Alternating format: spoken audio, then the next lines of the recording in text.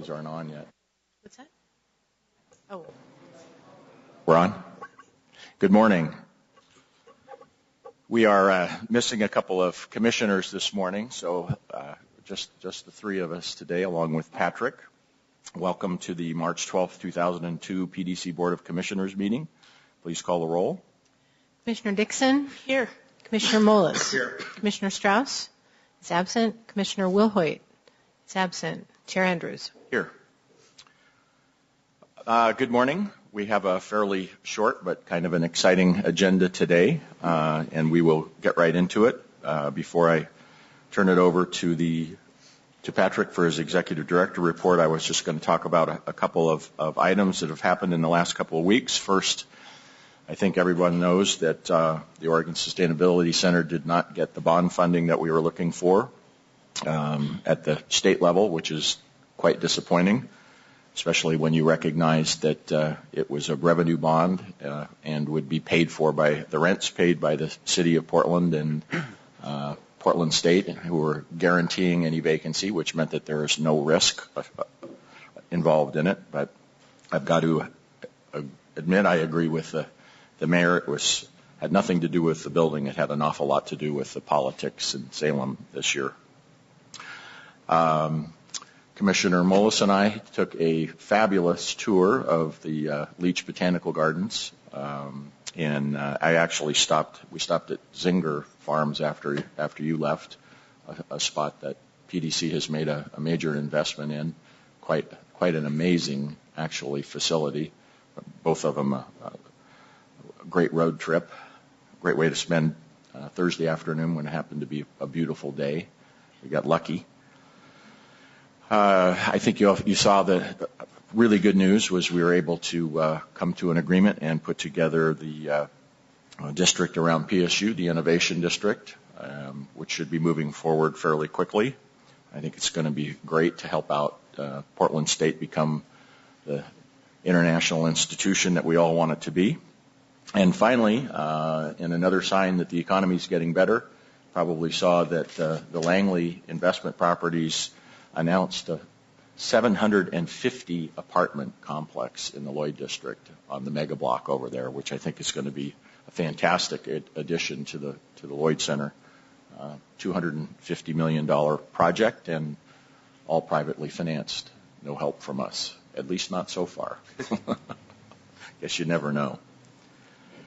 So that's all I had. Commissioner Dixon. Well, good morning. I was able to attend the Fields Park groundbreaking last week, which was a very exciting event. I went on behalf of Commissioner Mullis. I was his backup, and it was great. It was a beautiful day, and everyone was very excited, and it was well attended, and we had a great turnout. So I was very happy and pleased to be a part of that event. And I was also able to last week go on some tours of our MPI districts, which we'll be speaking about further today. And I was just very well received by my group. Dana did a wonderful job, and she's very well liked within these districts. And I was able to meet with the Rosewood Steering Committee. They just welcomed us in such a warm and inviting way. So I'm just so thrilled to be moving forward with these districts and looking forward to our presentations today. But that was a wonderful tour last week, so that was great. John? Thank you. On Leap Day, I gave some opening remarks at the manufacturers group that was meeting at the Governor Hotel, and they're putting in place a plan to improve and better coordinate research and development efforts to help grow those industries, which I think is really important. And obviously the PDC is very supportive of those high-wage manufacturing jobs, especially with a focus on more exports, is exactly ties into everything we're doing, and is one of the ways that we'll keep working our way out of this recession. Chair Andrews already mentioned the Botanical Gardens trip, Leach Botanical, last Friday, just last Friday. And yeah, if you've never been, it's on 122nd Avenue, just south of Foster Road. And once you get inside the, I think it's 17 acres now? you'd never believe you were anywhere near a city. It's just unbelievable. It's really a pretty special place. If you haven't been there, I would recommend you take the time to go see it. And then last Friday, I was part of a group that met to take an initial look at some proposals for the Centennial Mills project. I think everybody knows we're reloading on that one, and we had a couple proposals, worked our way through them, and we'll be moving forward on that. So, and with an emphasis on tying that project to our cluster industries and how we can improve employment in the area. So, good stuff. Thank you. Thanks, John. Patrick? Thank you, Chair Andrews. Good morning, Commissioners. So I hope in the few weeks that's passed since our last board meeting, everyone's had a chance to check out our new website. Same address, pdc.us, but if you spend a lot of time on our old website, you won't recognize our new home. So it's I think it's going well. It's much easier to use. It's a lot more informative. And as I mentioned, we continue to upgrade or update the archive part of it, but we're quite pleased to finally have a new website. In addition to joining Commissioner Dixon at the Fields Park groundbreaking, and I just have to mention that the coverage in the Oregonian around Fields Park couldn't help but make it about Centennial Mills, including the photo had to have Centennial Mills in the background. But it's nice that we have these paired. The Fields Park had its groundbreaking, and as Commissioner Moles mentioned, we are moving ahead and looking for a new partner on that project. So hopefully in a few years we'll see the whole grand plan come to fruition. But in addition to that, I joined Heather Hales and the folks from Venture Portland and the mayor as well for their annual summit, which they do to make sure that they're in touch with what the community wants to see happen. It's kind of their strategic planning session. So that was a great way to spend a Saturday morning. I know Heather spent the whole day there. So I had a chance to present at something called the Connector event, which is a project that's being led by a great group of young leaders who are trying to find a new way to bring together leaders from across the region, from all different sectors of life here in the Portland metro region. And so this was a kickoff event, and it's going to be an interesting process to see how this group of people, there's about 175 connectors who are in the group, see how they begin to work together. But I was very honored to get the chance to participate in that. A couple other announcements or kind of news updates. I think everybody saw that Keene announced that they had purchased a new building in the Pearl at 13th and Gleason. We've been talking with Keene for quite a while, just trying to make sure that they were happy in Portland and want to stay in Portland, and they've always insisted that Portland was their home and that they were going to move forward on their own, and they did that, and we're quite happy that they've chosen a building, and I think they're going to be one of the signature companies in this city for a long time, and certainly one of the anchors of our athletic and outdoor cluster. We also put out a notice that we're selling one of our parcels, and this is hopefully going to be the first of a few, since we have quite a few parcels that we own that we're looking to dispose. But we put out a notice that we're selling what we call Parcel 8. It's in River Place. It actually is a full city block that is kind of catty corner from the hotel down there, and across from the streetcar stop. So we think it's quite an attractive location, and we're hoping to generate some interest on that. And then two RFPs. The first one is an RFP for workforce development, youth workforce development that we're partnering with Work Systems Inc. on. That RFP went out last week, and it's due on April 6th. So we're looking for providers under that program. And then we also announced a new round of community livability grants in the Lents and interstate URAs. And community livability grants are grants that we provide to renovate or upgrade community and neighborhood facilities. It's been a popular program throughout the years. Those those applications are due on April 11th. And then the last kind of piece of news is really around the mayor's State of the City speech. A week ago Friday on the 2nd, the mayor had his annual State of the City speech, his last speech of his term, and he, as usual, makes a number of announcements, and a lot of them feature the work that we're doing, and some of us have been mentioned here, the Neighborhood Prosperity Initiative districts. They were featured prominently. The mayor also mentioned the new PSU education URA. The Lloyd Superblock was mentioned.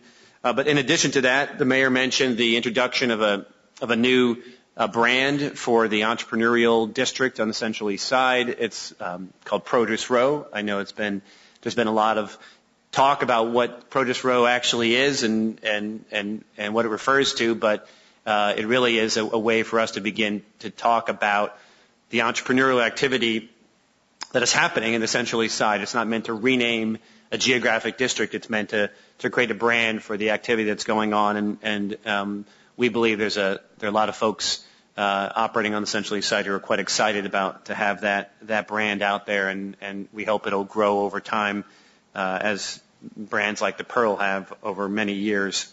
The mayor also announced a new partnership with OHSU and PSU around their commercialization activity, so we're going to be dedicating some funding to support what those two universities are doing to support startups that spin out of the university based on university research. So that's more to come on that, but we think that we're at a great time to be able to support the commercialization activity that's happening right here in the city. The Portland Seed Fund announced their 8 new companies during the State of the City speech. Another great round of 8 companies. We'll feature them, I'm sure, later on in the next few months, but based on the success of the last 8 companies, particularly in raising funding, I think we are expecting great things. The mayor also announced, and I think we're going to touch on it in a minute in the upcoming presentation, but we announced a new partnership with an organization called Craft 3, which is a not-for-profit business lender that has agreed to commit $1.5 million to lend to primarily East Portland and outer Northeast neighborhoods. And so I think we're going to talk about that, but that's a great partnership that allows us to greatly expand the dollars that we have available to lend in these neighborhoods. And then the last one is, I think, hasn't gotten a lot of attention, but I do think it's quite exciting to note that since the time that we adopted the City Council adopted the Economic Development Strategy in July of 2009, and if you recall, that strategy said we would create 10,000 jobs in 5 years, and just over 2.5 years into the strategy, the Multnomah County has increased employment by 12,000 jobs.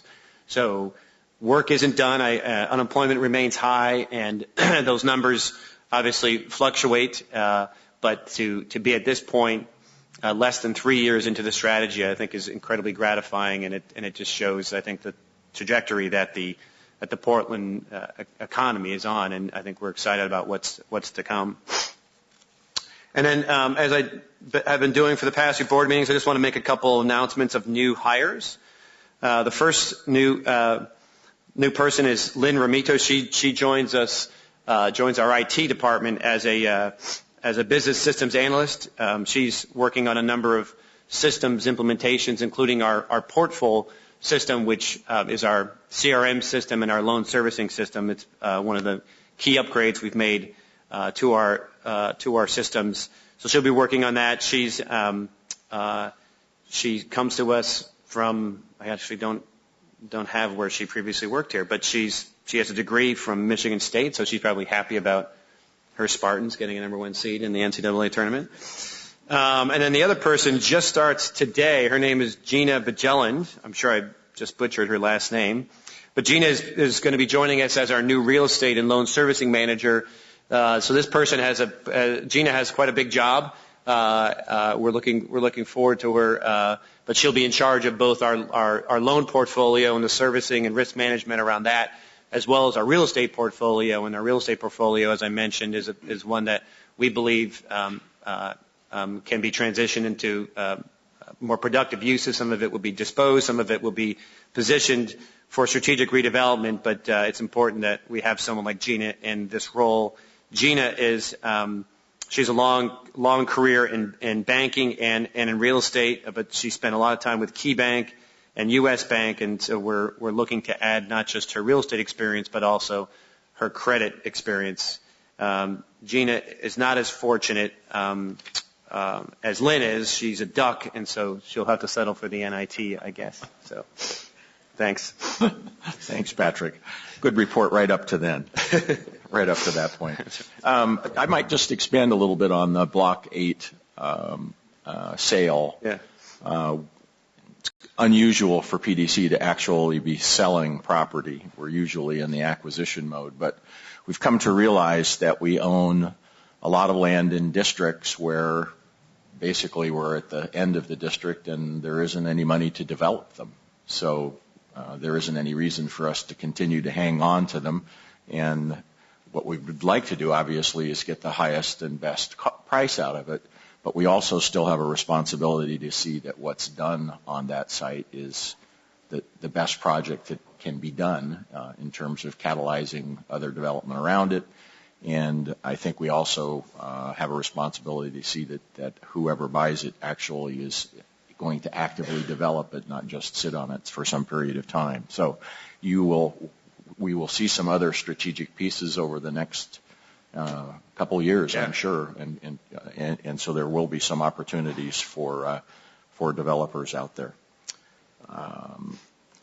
Okay, first item is the meeting minutes for February 22nd, 2012. They were in your packet.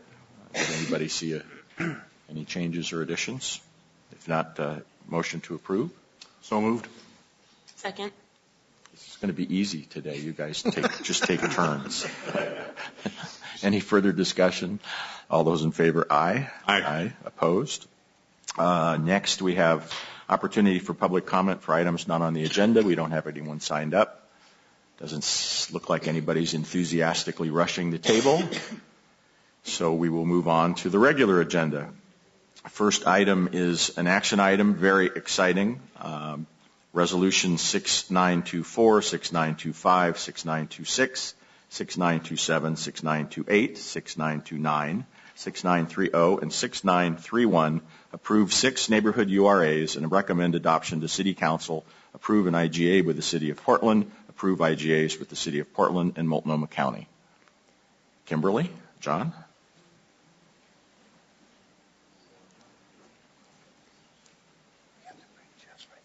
Is he here? He's here.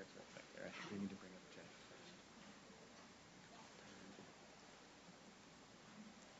first. Chair Kogan from the county is here, and he's told us that he had a very short window, and he's just outside the door, so I think we're going to ask him to come up and start. Good morning. We know you're on a short time frame, so I just introduced the item of approving the 6 neighborhood URAs, and thanks for being here today. Good morning. Thank you, Chair Andrews. First of all, I want to thank you for rearranging the schedule to give me a chance to speak with you this morning. It's something I actually feel strongly that I want to talk with you about personally. Among other things, in this time where the media only really reports conflict, well, I really want to make sure that I was here in person to talk about this, because this is about partnership and responsiveness and innovation. And I know that you're well aware that over the course of the last 5 years, I and other folks at Multnomah County have raised concerns about urban renewal and its impact on Multnomah County. And I just want to really be clear about the fact that I feel strongly that PDC in the City of Portland, Mayor Adams, have been really responsive. And I think that this in particular, the Neighborhood Prosperity Initiative, is that what's being called at this point? Yes, and the neighborhood urban renewal areas and micro districts, as we originally started talking about them as, is really a new approach to urban renewal, and one that in many ways addresses the concerns that we've raised over the years. And as you know, some of the concerns that we have raised have had to do with the impact that urban renewal has on Multnomah County, on our general fund, as well as on the fact that urban renewal has for a variety of reasons, tended to focus on certain parts of town and leave other parts of town less benefited. And this has really been a terrific process, first of all, because throughout the course of the process, Multnomah County has been consulted and has felt part of the process. And also the results. It's not just about the process. I know in Portland we love process, but at the end of the day, the results matter too. And what's been created here with these targeted urban renewal areas in long neglected neighborhoods in the east part of Portland, we really have been able to come up with a creative and innovative way of making urban renewal work for the challenges we have at this point. The districts are closely targeted and focused on parts of town that haven't necessarily had these kinds of investments in the past. They're focused on local business development. They're time limited, not incurring additional debt. Many of the things that have been a result of the conversations that we as a community has had over these years. And so I feel strongly that this is an innovative approach that PDC and the city should be commended for. And I want to thank you for the partnership and for the listening. It's also the case that one of the items you have before you today is an IGA with Multnomah County that arises from this new urban renewal area. And that actually traces itself to an earlier partnership that we've created around urban renewal where the city and the county jointly went to the state legislature and asked the state to make some legal changes so that revenue could be shared more quickly with jurisdictions in urban renewal areas that are being successful. And it just so happens that the quirks of the way that legislation was drafted and the way these districts work mean that the revenue sharing would kick in very quickly, almost immediately. And because of the nature of these urban renewal areas, the fact that they're targeted and frankly don't have a huge amount of resource to spend, and because of the nature of the partnership here, we at Multnomah County felt it was important that in this instance we should reach a deal with PDC to take that revenue sharing and invest it right back into these districts. And so I just wanted to be here personally to thank you for the way that you've created this approach. I think that this is going to be something that's going to be very successful. And I want to just be on the record as saying Multnomah County fully supports it and really appreciates it. And I would encourage you to approve the IGA so we can make sure as much resource as possible is available for these urban renewal areas and they can be successful. And that's my spiel for the morning. Well, thank you. I think everybody's a little tired today. We haven't caught up with this daylight savings thing yet, have we? Absolutely. But no, I really appreciate your comments, and you touched on a lot of points that are going to be brought out in the presentation today. But in particular, the IGA. Putting the money back into the districts is very, very helpful because of the size of them. And I'll also, at this point, thank the Housing Bureau because they're not going to take their 30% either. When you see the size of these districts, you will understand why. But really appreciate working with you on these. When we reorganized PDC, about 3 years ago, we split our development into both a neighborhood and an urban district. And I think that was proof that we were really going to focus more on our neighborhood districts. And in fact, I think we have more focused on neighborhood districts, and this is proof of it. Our entrepreneurial programs, our small business programs, our focus on MWESB in terms of the construction process, we have taken to heart that we need to be the development commission for the entire city. And this is another step in that direction. So thank you so much. And I thank you for it. All right. You guys have a good day. Thank you. Okay. Shall we try again, Kimberly and John?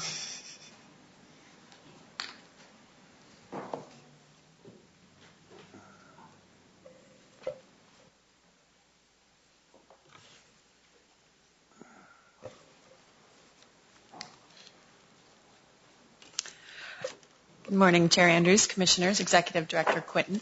I'm Kimberly Branham, Deputy Director of Strategy and Operations, and I'm joined this morning by John Jackley, who heads up our Neighborhood Division. We're very pleased to be here this morning to talk about the Neighborhood Prosperity Initiative, an initiative that's really at the forefront of our jobs and equity-focused partnership-driven work in Portland's neighborhoods. To move this initiative forward, we're asking for your recommendation and approval of 6 new urban renewal areas and 3 IGAs, which would then go to the Planning and Sustainability Commission and on to City Council in April. So John and I are going to share this presentation. I'll give an overview and some context. John will talk about the program itself. I'll talk about the revenue sources and uses, and then John will wrap up with some concluding thoughts. And you'll have an opportunity to hear from many of our partners this morning as well. So the Neighborhood Prosperity Initiative is a critical component of our neighborhood economic development strategy, which you'll recall was adopted last June and sought to do a new community-led, community-driven approach focused on economic development outcomes such as driving neighborhood business growth, growing jobs, and also aligning PDC's internal resources so that every program, initiative, and project we were undertaking had an equity and jobs lens. The Neighborhood Economic Development Strategy is as well a critical component of our economic development strategy, both within the jobs creation agenda as well as when we think about combining our traded sector and community-led work. So in addition to the Neighborhood Prosperity Initiative, in the last 8 months we've been hard at work. We're pleased to report that we're on schedule to meet or exceed each of our goals within the action plan that we set out for ourselves. Patrick mentioned the Craft 3 announcement, which was recently made. We've also released $450,000 to small business technical assistance providers, which will be helping about 185 small businesses this year. We have a new microenterprise RFP, which will be selected soon. And we've created a dynamic neighborhood economic development leadership group to drive and implement this work. Thank you. I almost lost my voice this weekend, so I apologize if I'm a little hoarse. We get a lot of questions, as you could imagine, as to what the Neighborhood Prosperity Initiative is, how does it work, and in sum, it's very, very similar to the Main Street program in that there's seed funding for administration, grants for district improvements, technical assistance and training, and overall support for the district. What we've learned from the Main Street model, and I think there were some really important lessons that we've learned, is the importance of focusing on community and organizational capacity from the beginning.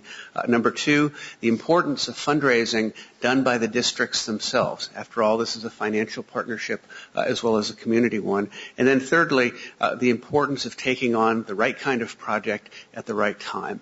And we've learned over time that collaborative planning with the stakeholders, with the businesses, with the people who live in these areas is key. So as part of this collaborative planning, in the first year, we'll do a strengths assessment of each district. We'll conduct a business survey to get more understanding and information about the businesses themselves and their needs. We'll combine that with market studies and district capacity building, and that will include a $10,000 project grant to each district in the first year. Now, PDC has 2 roles in this approach. The first as a grant administrator. So in terms of the checks and balances with the financial administration, PDC will approve the annual budgets, approve annual capital investments, authorize grants after conditions are met, monitor quarterly expenditures, and monitor quarterly progress reports as well. Our second hat that we're going to be wearing, of course, is a partner in success. We'll be providing training assistance, technical assistance, and coaching and mentoring as well.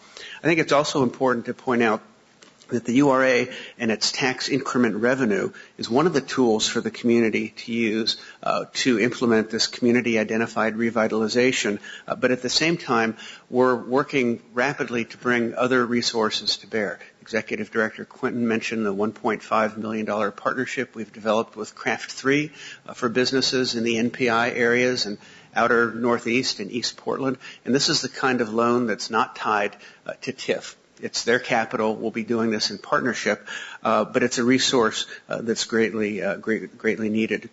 And I think finally, when you look at all the pieces that are going to be put together here with the EOI microenterprise program, our small business technical assistance, multiple partnerships, you'll see that this is not a traditional developer-driven catalytic project approach, but rather a community-based one. In terms of expected outcomes, and you'll recognize Victoria, she was the one who brought you all the donuts the other meeting. It's symbolic of the kind of businesses that we're looking to help.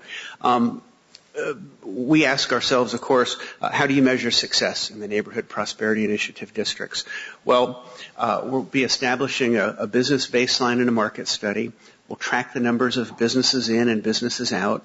We'll track the number of jobs created and sustained, net business growth, vacancy rates, excuse me, volunteer hours, private dollars leveraged, and then in addition, metrics that the districts themselves will want to develop, and we'll do that in partnership with them. But the metrics, just like the planning and the implementation, will not be top-down driven. The districts themselves, and there's 6 of them you can see on the map here. There's 42nd Avenue, Cully Boulevard, Park Rose, Rosewood, Division Midway, and 82nd Avenue and Division. And the selection criteria were important because, as Kimberly mentioned, they are equity driven. First of all, they're outside the existing urban renewal areas. They are also within priority neighborhoods, which our analyses identified as having lagging commercial investments, higher than the citywide poverty rate, and or lower than the city median household income. They have a concentration of minority-owned or serving businesses.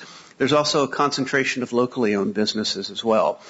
We also determined that they had either the existing or the potential business and community capacity to stand these efforts up and run these districts. And then also that the commercial zoning was compatible for this kind of use. In terms of the process and the timeline, we like to refer to this as a marathon sprint. As you know, this was announced in mid-October, and here we are in mid-March with the formation of the districts themselves. We'd like to recognize a lot of folks in the community and in PDC itself, Dana DeCline, Justin Douglas, Morgan Masterman, Kate Dean, and many, many, many others in the neighborhood team and in the other parts of the agency put in really long and hard hours to make this thing happen. We've had at least 60 community-driven meetings across these areas, ranging from steering committee meetings to large community visioning with attendance of 150. And I think the numbers, it's not just all about numbers, but we haven't seen this kind of excitement in a long time, where nearly 100 people turn out in Cully for an effort like this. And we're seeing similar levels of energy and participation across the districts. We've also undertaken an aggressive multicultural and multilingual approach to outreach and communications. All the major materials have been translated in Spanish. We've been making a number of presentations in Spanish about the NPI, and we've also been engaging other languages as needed through the various districts with our equity facilitation partners. So with next steps, with your approval today, we'll go to the Planning and Sustainability Commission tomorrow and then on to City Council on April 4th and 11th. Assuming that all goes well, our goal will be to start recruiting staff in each of the districts by this summer. We do recognize that, like Main Streets, there's a ramp-up period. The community capacity building does take some time and patience, but we're not going to stop the pace. And I think we've got the partnerships in place and also the energy, the support, and the enthusiasm. It's really been gratifying. So as John mentioned, creating the urban renewal areas is an important financial tool for each of these districts. And as you can see, the districts range in size from about 108 acres to 164. Each of the districts will have a maximum indebtedness of $1.25 million, so these are small in scale. And I'll draw your attention to 3 distinguishing characteristics. The first is that each of the district's boundaries were created in partnership with the community. So while there was a proposal of a certain area, the districts that are being adopted really reflect the priorities that the community set. The second is that we're referring to the revenue as tax increment revenue because, as the chair mentioned, we will not be using long-term debt. We're going to be using pay-as-you-go. So when the districts expire, all of the increment will go back to the taxing jurisdictions. And the third component is that, as mentioned, we're anticipating moderate-scale investments. So you can imagine storefront improvements and street furniture. And the projects themselves will be determined by the communities to benefit the vision that they've articulated for themselves. And I think you'll hear a little bit more about that from the community members in just a moment. So in total, we estimate that this program is about a $12.1 million initiative over 10 years. The tax increment revenue creates the majority of those resources. And the IGA that you will be approving this morning between the city and PDC actually creates that debt. The two revenue sharing IGAs, which was mentioned, will reinvest the revenue that would otherwise have gone to the city and county in the third year, establishes another about $2 million for the initiative. And then we will be looking over 10 years for another $4.7 million from city general funds, E-zone, and other resources. The bulk of those resources we'll need in the first and second year before the tax increment revenue and the revenue sharing comes to this initiative. So how will the resources be used? About 2.1 will go to the direct staffing work that John mentioned, monitoring, developing, and helping with program assistance. Another $810,000 will go to back office assistance for administering these programs from legal to auditing to purchasing here at PDC. And the preponderance of the resources, $8.7 million, will go directly to benefit the districts. These resources will be distributed through annual and regular grants to help with administering the district's capital improvement and capacity building.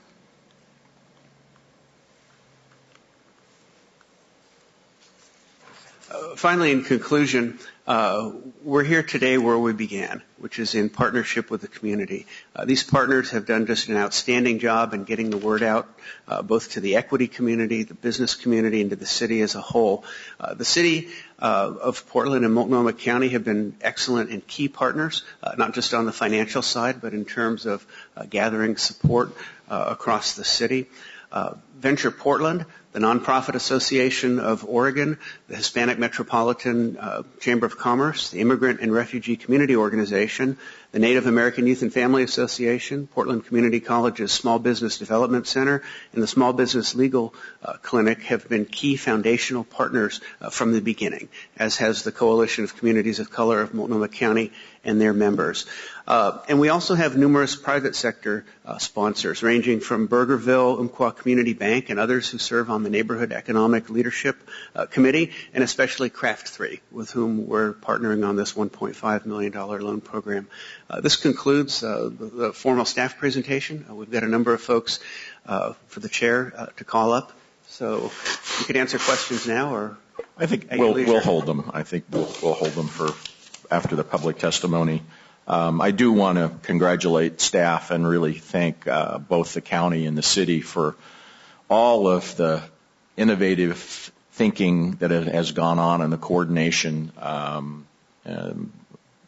This has not been on the radar forever. I mean, the whole idea of setting up micro districts, the whole idea of funding them without new debt is just fantastic thinking, and I think it's going to have a great effect on these neighborhoods out there. And I know that the mayor's office was a big help with this, and as was the county. There was a lot of coordination, a lot of thinking that had to go in to make this work.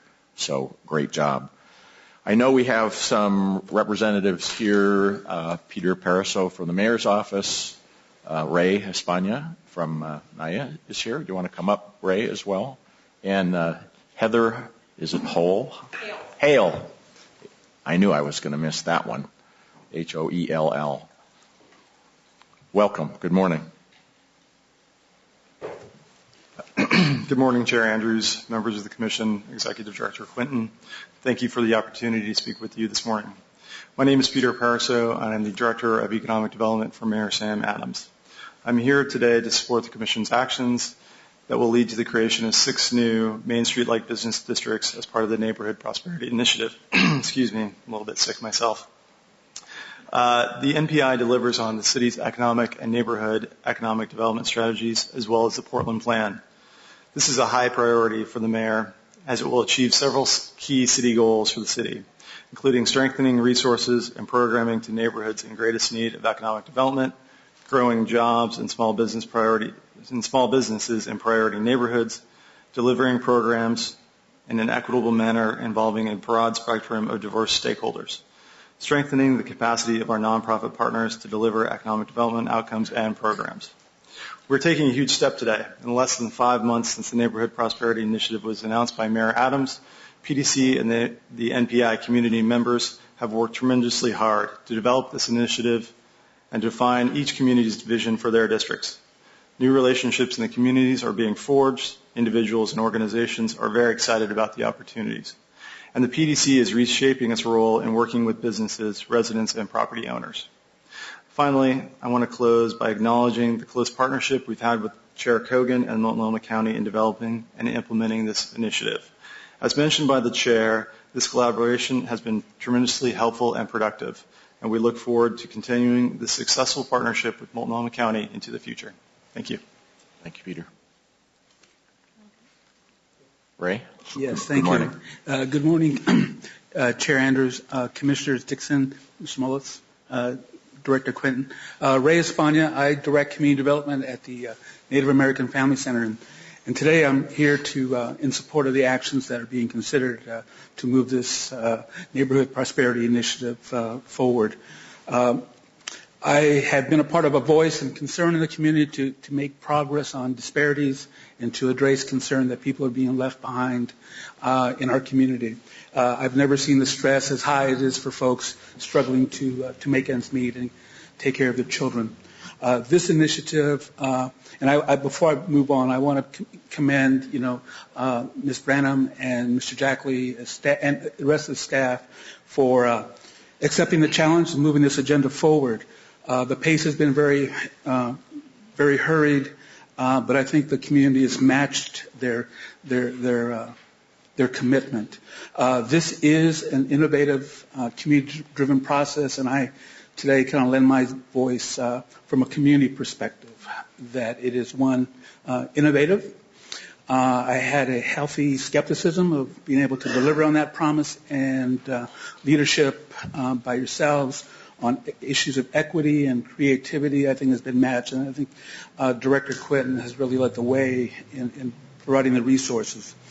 I've been involved with the Neighborhood Economic Development Strategy as a part of the planning group that developed the overall strategy that came forward last year, and been a part of the initial Neighborhood Prosperity Initiative. I've been actively involved in the Cully neighborhood, where Nea's home turf. That's our hood.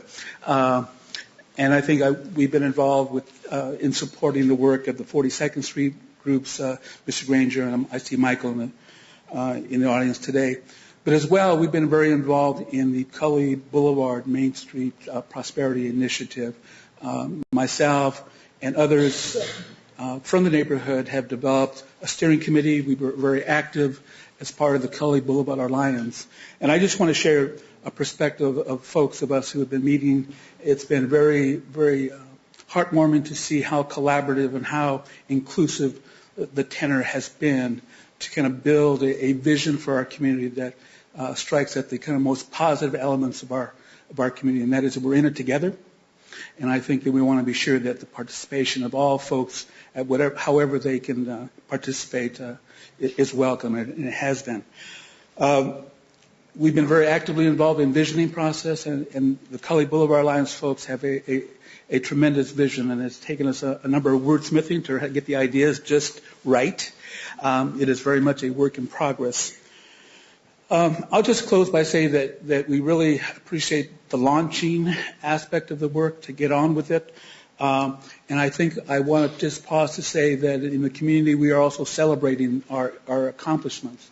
As minor as they be, it's very important to kind of launch and celebrate.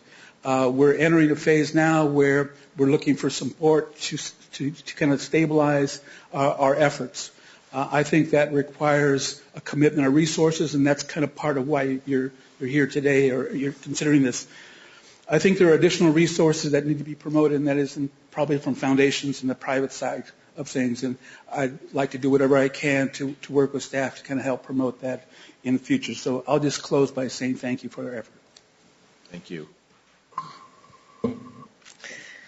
Great. Thank you, Chair Andrews, Commissioners, and Director Quinton. My name is Heather Hale, and I'm the Executive Director of Venture Portland. Approximately 50 unique neighborhood business districts thrive in Portland, and since 1986, Venture Portland has supported these critical commercial corridors with training, technical assistance, and grant funds. In fact, since 1995, we've invested nearly $1 million in business districts that have leveraged an additional $3 million in private investment. And in 2011 alone, we provided 1,300 hours of training and technical assistance to leaders from emerging and established business districts. Unfortunately, many of Portland's neighborhood business districts have lacked the investment, infrastructure, and incentive to build their local economy and increase their economic competitiveness. PDC's commitment to meeting these communities where they are and helping them grow and succeed through the long-term investment of an urban renewal area is extremely exciting. As you well know, healthy, connected neighborhood business districts create a healthy economy. The reality of today's economy requires creativity and a commitment to work together from business owners, residents, and community and government partners. Venture Portland has been a proud partner with PDC through the formation of both the NED strategy and the Neighborhood Prosperity Initiative and looks forward to continuing our work. Together, we're able to provide an outstanding continuum of services to the city's diverse business districts. The 6 designated areas have already seen significant growth since the announcement of the Neighborhood Prosperity Initiative.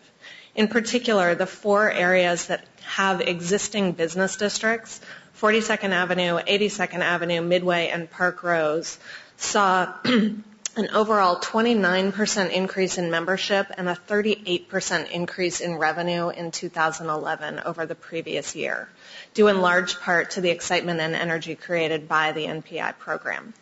I'm confident that more good things lie ahead for these critical commercial corridors. Again, thank you for your support of neighborhood economic development strategies and the exciting NPI program. I strongly encourage you to recommend adoption of these urban renewal districts. Thank you. Thank you, and thanks for all your great work in the neighborhoods. I know we're getting some folks signing up for testimony, which is terrific. It's not clear to me, there was a couple representatives from OMF, Patty Teague, Jonas Bierny. I don't know if they were planning on testifying. No? Okay, they're not here. All right, well, let's call forward the folks who have signed up to testify, and I apologize. I'm going to mess up your last name, too. Nobody seems to pronounce them the way they're spelled these days. Andrews is pretty easy, quite frankly.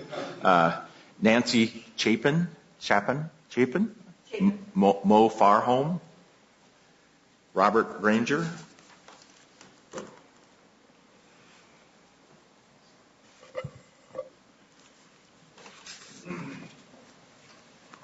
Since you were the first down, Nancy, we'll start with you. Okay. Welcome. Thank you. I'm Nancy Chapin, Portland resident, and currently mentor and staff to 6 business district associations, primarily located in Southeast Portland. Chair Andrews and Commissioners and Director Quinton, I've been involved in Portland's business district and neighborhood planning since 1978, when I started working towards my MPA at Portland State. Before that, at the Washington County, as the Washington County Head Start Director, I was familiar with my colleague Ron Herndon's work in Northeast Portland. And because my office was in a community action agency, I was also familiar with the fact that hundreds of thousands of federal dollars came into East Portland starting in 1965 through the Model Cities Project of the Great Society. The initiating of the Great Society programs in Portland, particularly Head Start and Model Cities, created jobs, pride, and trained, educated individuals who have gone on to be among the pillars of Portland's community builders.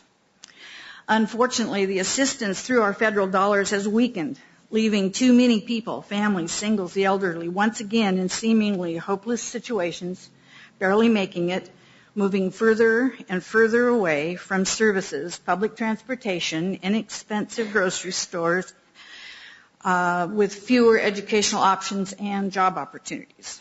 And to add insult to injury, the businesses in their areas generally have less available funds to attend to upgrading and making storefront improvements, making it difficult to develop community pride and a sense of belonging somewhere worth belonging.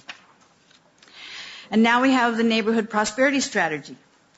And this council has the opportunity to assist with this process in up to 6 small areas in Portland with staff consultants, training, and truly for the task, a small amount of funds and a big expectation for fundraising, community, and coalition building.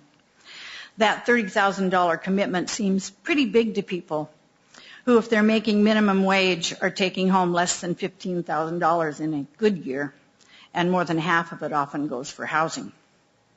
So, yes, absolutely, this is a project that has the potential of changing people's lives in the most positive of ways through creating or recreating communities of people who know each other and are investing in each other's families' employment and sense of pride and place.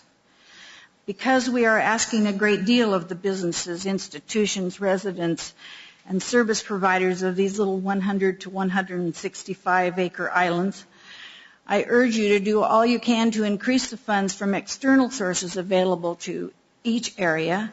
And if any new PDC hires arise through the project, that they be hired from the areas being served. And also with the encouragement to each of the districts to do the same for their staffing needs.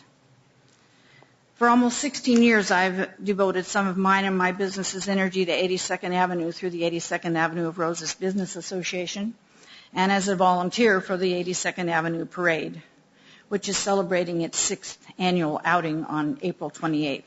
By the way, we hope you guys will be in the parade this year, you know, on bikes with your dogs, however, but it'd be great to have you there. In that time, those 16 years, I have seen mostly positive changes, community excitement over another East County parade, new events in the district, and a willingness to meet and talk and work together to create even more destination districts than we already are fortunate enough to be enjoying in the city of Portland. I heartily encourage the approval of the 6 neighborhood URAs and the recommendation of adoption to City Council. Thank you. Well done. Robert? Good morning, Commissioners. My name is Robert Granger. I live in Cully neighborhood and have been active in the Cully Association of Neighbors, Cully Concordia Action Plan, and work on 42nd Avenue over the last couple of years. We originally organized to apply for and hopefully get one of the Main Street grants a couple of years ago. So there were a number of us that began to learn about the program and really get excited about the framework and the opportunity around the Main Street program. But we also learned through that process that it was a challenge. It was really trying to fit a program that had certain expectations about size, profile of the business district, and level of community organizing that didn't quite fit a nascent and kind of struggling district like 42nd Avenue. We did not receive that grant. But we continued to organize and we continued to work together to say, even without acceptance to that program, we're going to try and achieve a lot of the same goals. The exciting thing about this is that I'm not a business owner and I'm not a member of the business association. I'm a neighbor and a resident. And given the vision of the 20-minute community and the importance of looking at these commercial districts in a number of areas in Portland, the importance of them as we move forward was figuring out how do we come together as neighbors, as community-based organizations, and as businesses to make this happen. I think too often I had noticed that in the neighborhood associations we sort of put the emphasis on economic development on the business associations. And the business associations are trying to keep their businesses going, particularly over the last few years, very challenging. And at the same time, we've watched development opportunities where the neighbors have felt that the economic development that's happened in their neighborhood has actually split their neighborhoods apart, not helped to bring them together. And we were trying to accomplish both of these. In fact, the team that's been working on the organizing around 42nd Avenue and I can say also around Cully Boulevard, is primarily made up of residents and community-based organizations, not business leaders per se. Although the business leaders have played a key and important role, it's a partnership. So as we move forward on this, I have to say that I think that there are going to be some challenges, and those challenges are a little bit different than you'd find in the other urban renewal programs, even the Main Street program, in that we have to figure out how do we create ownership in the communities for success of these programs. And one of the ways we do that is that we make these programs neighborhood serving. And that has to be one of our primary goals. Because in the end, the businesses have to realize that by partnering with the neighborhoods and serving them better, they win. And by the neighbors partnering with the businesses and consequently looking to those business districts as key places to go to shop, to spend time, to actually create community, that we get the kind of leverage we need. So bear with us as we move forward on this. This is new territory. It's not going to be able to be managed in a top-down way, as I think you've been able to do in a lot of the other urban renewal districts. But work with us. Help continue to support us. The PDC team has been very, very supportive up to this point. We love working with the staff. They've been great. But we look forward to coming back in the future and telling you how we're doing and hopefully showing you how we're doing in this process. So thank you. Thank you. We will definitely give you that opportunity. Good morning. My name is Mo Farhood. I want to ask how much time I have, so make it shorter. 3 minutes. 3 minutes. I immigrated from Lebanon 25 years ago. I didn't waste time. I started doing real estate. I'm a business owner in Southeast. I own and manage 8 buildings. We deal with 800 people. I lost my family in Lebanon during the war, and I landed in Southeast. I witnessed lots of crime, lots of drug dealers, lots of things bad. I came to America, and I'm a proud American, for hope, for dream. And when I started doing business, I saw lots of things wrong, and I continued doing business. And all along, Rosewood came aboard, and when I met the people in Rosewood, I was in a point selling all my portfolio and getting out of my neighborhood. And we've been working together, and the best things in life, to have community and residents and business owner involved together. And Rosewood brought all these things to my neighborhood, which I called my neighborhood because I almost work 7 days, 10, 15 hours a day. And what Rosewood did unique things. It brought everybody aboard, and we create the things was missing in Southeast. We have lots of crime. I bet all of you guys watch local news, see 162nd, 148 crime, this. And we try to make it different. And I believe with your help, we like to see Rosewood continue. And this is what we're here today. Thank you. Thank all of you. We have one more, Jerome Funkris.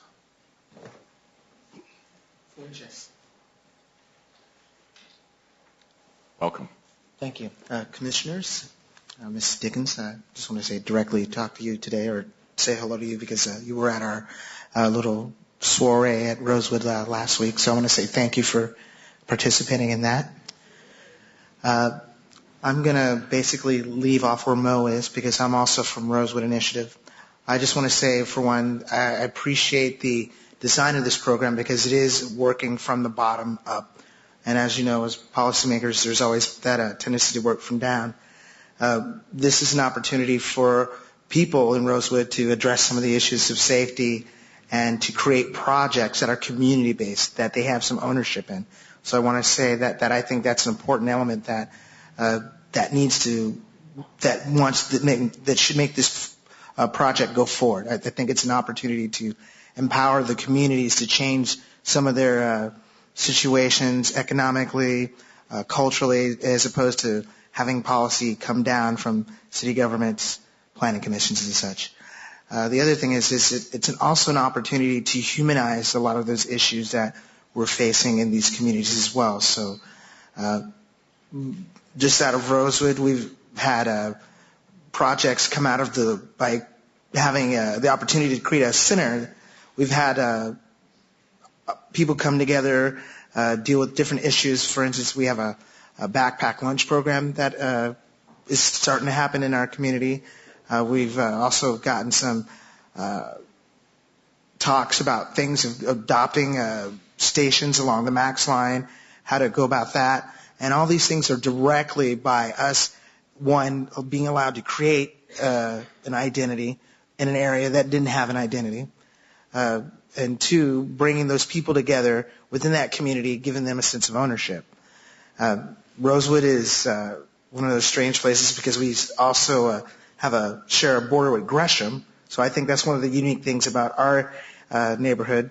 And just this process has also encouraged us to kind of reach across that border and start working with people in Gresham. We had some of the Gresham City Councils come over and talk to us and buy into what we're trying to do. So I just want to illustrate and let you folks know that this program is giving us an opportunity not just to work in our own neighborhoods, but work with some of those issues that Gresham is facing and look into some of their successes as well and build on those things. And again, the things with Craft 3 that was mentioned several times. This is just going to be one of those things that's going to drive the future of Portland and its success, as opposed to something that's going to be a detriment. So I want to say thank you for this opportunity as well. Thank you. John, Kimberly, you want to come back to the table? Thanks, everybody, for taking the time to be with us this morning, this early morning. Fantastic initiative. I just want to say I've had the opportunity to attend the kickoff when the 6 neighborhoods were actually told and awarded the fact that they were going to come alive, and I have never seen so much enthusiasm over a program, and it's so exciting to see these neighborhoods come together. And I've said many times, just the fact that this caused that dialogue within these districts and got people talking to each other about what they need to, needs to happen in each one of those districts is, I mean, if we didn't do anything else, that would be a terrific outcome. I have 2 questions that kind of came out of the testimony, and I think they'll clarify things. One is, why these 6 neighborhoods? How did we go through the process of picking them? And then the second one has to do with the funding piece. Why are they the size that they are, and what set those kind of parameters? So the selection criteria included looking around at commercial areas that were currently not within urban renewal areas, that had a density of property that could actually make up the indebtedness that we thought was necessary. We looked at areas that had higher than average poverty, lower than average median family income, areas with a density of minority businesses or minority serving businesses, as well as we really worked with community members to determine where there was community capacity, existing business district associations or other leadership that could help make these districts go in the tight timeline that we knew would be coming forward. So that was the sort of nomination process. And, importantly, we came out with these districts with the question, which is, would you like to be involved in this initiative? And I think for each of the districts, there was probably some soul searching that happened to determine whether this was something that they wanted to take on. I think they knew that it was going to be a big lift, and there were a lot of opportunities, but there were a lot of challenges, as you heard as well. So the size of the districts was based on our assessment within the Main Street model of how much the communities might want to invest and could actually use, and that we could do without creating long-term debt. Any other? Does that answer your question? Great, thanks. I appreciated the comment in part of the testimony about it's not a lot of money, and relative to some of the other districts, it's not. Mm-hmm. But I think it's significant, and hopefully it will lever other investments. And I think the point is it's a bit of a lesson of understanding how tax increment financing works, and that is especially in a neighborhood situation, it takes a lot of acres to bring in enough assessed value to begin with. And when you're looking at, on an annual basis, probably a 3% increase, it takes some time to build up the TIF capacity. So you talked earlier about needing some general funds to kind of start these things in the early years, and that's due to how tax increment financing works. An easy analysis would be, we talked earlier about the Langley project, $250 million project on one block, a super block, but 250. How many acres does it take to, in 82nd, to bring in $250 million worth of assessed value? I mean, that's kind of the issues that you're dealing with. So you answered my question quite well, and that's the only ones I had. Commissioner? I don't have a lot of questions. I mostly want to just say thank you to all the people that gave their testimony this morning. I think this is what I really appreciate about this initiative, is that it is so community-based, and it's based on the voices of the community, and they're speaking on behalf of their own neighborhoods, and we're assisting. They're the ones that are speaking and determining how their neighborhoods are going to be improved. And so I love to meet the people behind the districts, and I was very fortunate to be able to visit you all at Rosewood, and they had just this wonderful gathering for Kimberly and John and Dana and Justin. We all went out there, and they told us about their community and what it's about. And to me, that is what these districts represent. People who have had to struggle for years and needed assistance, and now they're taking control over their own neighborhoods with the support of so many people behind that. And so for me today, that's the most exciting part of these initiatives, and I'm just thrilled to be a part of it. So thank you guys for all that you've done moving forward. Thank you. John? You want me to follow that? I'll let you go in front of her for the next one. Okay. No, that's good. She said it perfectly. I want to thank Chair Cogan from Multnomah County for coming in this morning. I know he's busy. Mayor Adams and his staff, John, Kimberly, all the other PDC staffers that aren't in the room and haven't received recognition, thanks very much. But at the end of the day, Aneshka and everybody in the room is right. And I want to thank all the people that came in here today and all the people that are taking the time, probably most of whom are at work today, to volunteer to make their communities a better place. Obviously, when you're reaching out and you really care about what's happening on your block, and if the neighborhood business down the street is profitable, and if you're banding together to fight drugs and crime and other things, that creates the community and that creates the neighborhood. And so the fact that all of you folks are taking the time to do that is very, very much appreciated. So thanks to everyone for all your efforts. This is a great program. Thank you. Patrick, anything? I think I'll just want to join in on the praise for staff on this. As the executive director, I get to in part take credit, but also take great pride in the work of our staff, and it's been an incredible team effort to get to this point in such a short period of time, as they highlighted in their presentation. I think everybody's been mentioned, but it is, Kimberly and John and Dana and Kate Dean and Justin and Morgan and many others have been working, Lisa Gramp on the IGAs, and it's been an incredible team effort, and I really, we operate as a team, but you can tell when people really do care about this work. And I think obviously you see the energy from the community. There's energy here on staff for this, because I think everybody here internally realizes this is a new way of doing business, and I think they're excited about the opportunity to do business differently. So that's also, I think, is in part why we've had so many late nights. People are really excited to move this forward and hit these timelines. So I really do appreciate all the great work. Thanks. Okay, well, I got the okay from legal counsel to actually put all of these resolutions into one motion unless either of you have an objection and want to deal with any of those separately. So I would be looking for a motion to approve Resolution 6924, 6925, 6926, 6927, 6928, 6929, 6930, and 6931. Approve 6 neighborhood URAs and recommend adoption to City Council. Approve an IGA with the City of Portland and approve IGAs with the City of Portland and Multnomah County. So moved 6 times. Second. I think there were 7. Oh, 7. Any further comment or discussion? All those in favor, aye. Aye. Opposed? Thank you. Great report. Thank you so much. Now it's time to go to work. Yes.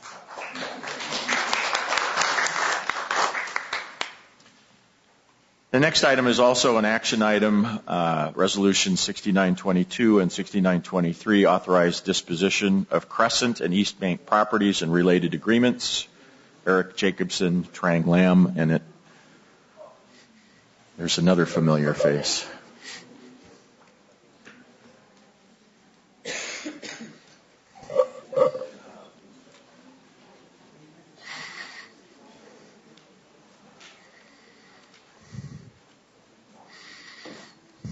Good morning, Lou. Good morning, Chair. My name is Lou Bowers, and I work with you on the Central City. I'm going to do a brief introduction and turn it over to the staff. As the Chair mentioned in his introductory remarks, PDC is undertaking a review and rationalization of its real estate portfolio, and we're reviewing all properties we own and assessing whether or not they are still essential to our mission and whether they can be better put into other people's hands. So the properties you're going to hear today fall into that as well. They're not development sites, but they are sites that better belong in other public sector properties. The reason we're doing this is severalfold. One is it takes time and money just to manage these properties. 2, there may be higher and better use. And 3, our overall insurance rates are calculated to some degree on the size of our real estate portfolio. So by divesting these things, we can become a leaner operation. So you will see over this series of months, in addition to Block 8, a number of other parcels that we will be bringing to you for disposition, and we are attempting to realize as close to fair market value as possible, although in this case you'll hear there are some extenuating circumstances. So with that introduction, I'll turn it over to the staff. Thank you. Thank you, Lou. Chair Andrews, Commissioners, good morning. My name is Eric Jacobson. I'm a Senior Project Manager with the Central City team. Good morning. My name is Trang Lam. I'm a Senior Project Manager with the Central City team. Good morning.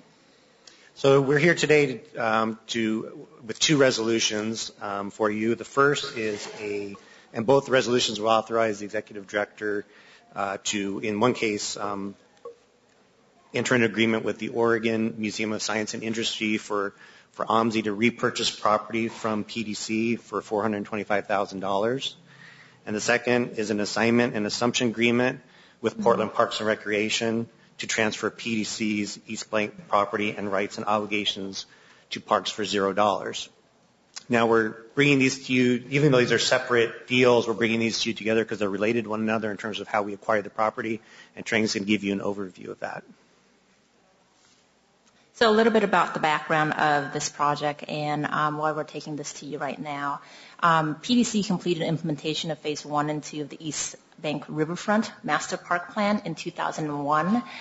These public investments included the East Bank Esplanade, which is a series of floating docks and trails between the Steel Bridge and the Hawthorne Bridge. We also built the festival parking lots, which is between Southeast Taylor and Madison, adjacent to the East Bank Esplanade, and that includes about 102 spaces. In addition to that, we also built 2 public docks called the Madison Street Dock and the Light Watercraft Docks. Following the completion of the public amenities, PDC continued its revitalization efforts by redeveloping the Homan building. We partnered with River East LLC and completed the building in 2006. The building is now known as the River East Center.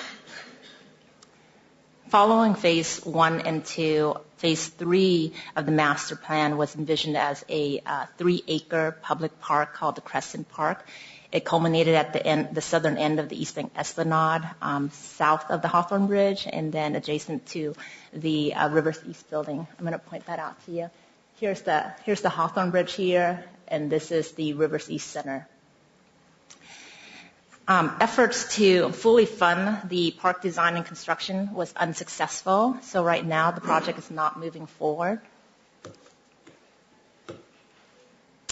The actions that we're taking to you today will mark the completion of PDC's role in revitalization along the East Bank River and resolve ownership of the remnant parcels. I'm going to take you through the parcels that PDC either controls through leases with the Oregon Department of Transportation or easements with the Oregon Department of Transportation, and then ownership through personal property or deed through the ownership of land. So I'm going to point this out to you. The first 3 lots in orange here, so everything in orange will be transferred to parks. The parcel in purple will be transferred to OMSI. The first 3 lots here are the festival parking lots, and those include a lease with the ODOT.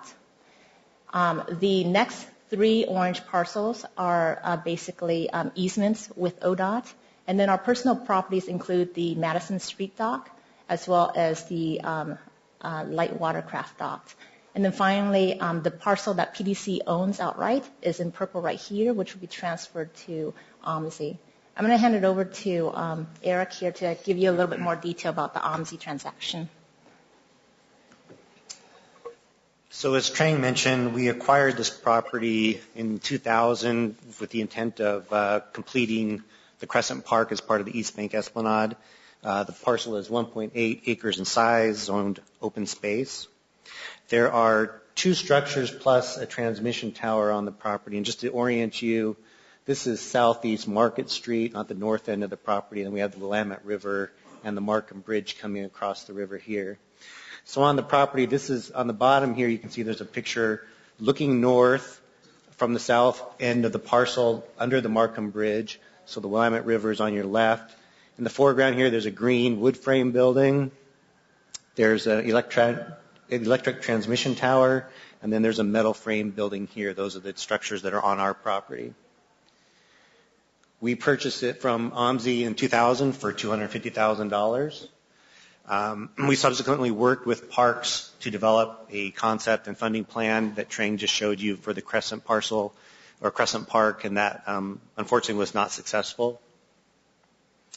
When we purchased the property from OMSI, we gave them a lease to continue to occupy the property. So OMSI has been occupying the property continuously since we purchased it. We haven't really done any activities on the property. OMSI uses those structures for educational classes, especially during the summertime, and some limited office and storage uses. And then early in 2011, OMSI notified us that they would like to exercise their repurchase right. In our original purchase agreement with them, OMSI retained a right to repurchase the property if we didn't put the property to a public use within 5 years. And it's been 11 years since we acquired the property. So conveyance of this property to OMSI is consistent both with the original purchase agreement as well as the Oregon Revised Statutes, which controls and provides a direction in terms of what, when we obtain property through use of eminent domain, what we can do with properties and when we can sell them back to the property owner. So in determining the repurchase price, we looked back at the original transaction, and we treated the $250,000 purchase price as a low-interest 3% loan, which would have been typical of a low-interest loan PDC would have entered into at the time. And then we also, PDC has incurred about $150,000 in environmental remediation and analysis and maintenance costs since we acquired the property, and we negotiated with OMSI to split those costs 50-50. And that yields approximately $421,000, which we rounded up to $425,000 to reach the final repurchase price, just so that both OMSI and PDC staff could take a fixed number to through our approvals process and get that approved. So that's where we are with the Crescent property. And now Trang will give you the details on the East Bank property transfers. So we've been working with Parks on transferring our controlled and owned properties for a while now. Parks actually maintains and controls the remainder of the East Bank Esplanade. So it's probably the right thing for us to do to have them be the owner and maintenance for the entire East Bank Esplanade by us transferring this over. We actually have leases and easements, as I mentioned before, that we will be transferring to Parks, so we'll be assigning those. That includes the festival parking lots, a vacant parcel, recreational trails, and plantings. And then we also have the personal properties, which includes the 2 docks, the Madison Street dock, as well as the light watercraft docks that we'll be transferring as well. In addition to that, PDC also has some obligations that we'll be transferring to Parks, and they will be taking this on. We have a rent abatement clause with the Portland Boathouse that is in the Rivers East building, and we will be transferring that obligation to Parks. We will also be transferring the obligation to Parks to coordinate with Rivers East building when and if a public park is to be built in the area, that the public park development and parking needs are mutually met in that area. So that concludes our presentation today, and we'd like to thank our team. So yes, several people helped us here on this project. We just wanted to acknowledge them. They are Steve Blank, Lou Bowers, Christy Branson, Amber Breckenridge, Lisa Gramp, Melissa Nelson, Dave Oburn, Christine Sale, and Stephen Shane. So if you have any questions for us, we're... Great, thank you. Good report, very thorough. I've had an opportunity to see both of these as they've kind of come through finance, the FIC committee, so I'm pretty familiar with it. Again, this is one of those actions that looks relatively simple, but it is not. Behind the scenes is very complex, and an awful lot of work had to go into the legal pieces of this. It's a long time coming to bring this whole East Bank Esplanade to closure, but this action will do that today, and I think a very, very successful project as well. I mean, we should take the time to celebrate the success of the opportunity to walk along East Bank on some beautiful docks. This is going to save us a considerable amount of time and effort in terms of management. And what's interesting is, though we went through an exercise to figure out kind of a fair price for the land that's going back to OMSI, actually the law under eminent domain has nothing to do with market value. It has to do with a calculation based on what was paid, and we end up almost exactly where you would end up with that particular kind of a price. So it worked out well for everybody, and I'm glad to see this go back to OMSI because they'll be able to use it. So I don't have any questions. John? Okay. Well, thank you. And thank you, and thank all of the staff who worked on this. So I would look for a motion to approve Resolution 6922 and 6923, authorize disposition of Crescent and East Bank properties and related agreements. So moved. Second. Any further discussion? All those in favor, aye. Aye. Aye. Opposed? Thank you. Thank you. Thank you, guys. So we have kind of an unusual walk-on today. This doesn't happen very often, but we've got an active construction project underway, and we need to make some changes that can't wait until our next board meeting. So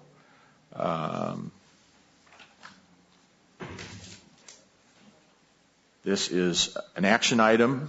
Resolution 6932, authorize a $100,000 increase for the King Gateway Heritage Markers Project. I'm sure you remember this project. I think we authorized it probably about in June last summer. Good morning. Good morning. Thank you, Mr. Chair. It is unusual. We are in the middle of an ongoing project. It's the Martin Luther King Jr. Gateway Heritage Markers Project. This request is to adopt the resolution to authorize a $100,000 increase in the expenditure authority of the executive director in order to complete the project. We've had a couple of unusual circumstances. There have been some contract matters, some unforeseen conditions, some new permit requirements, and given the need to complete the project in a timely manner, we feel that they're justified and needed on a very expedient basis. Be happy to answer any questions you might have. When do we expect this project to be completed? Right now, it's targeted for end of May, early June here. Okay. Any questions? Thoughts? So could we get a motion then to approve Resolution 6932 and authorize a $100,000 increase for the King Gateway Heritage Markers Project? So moved. Second.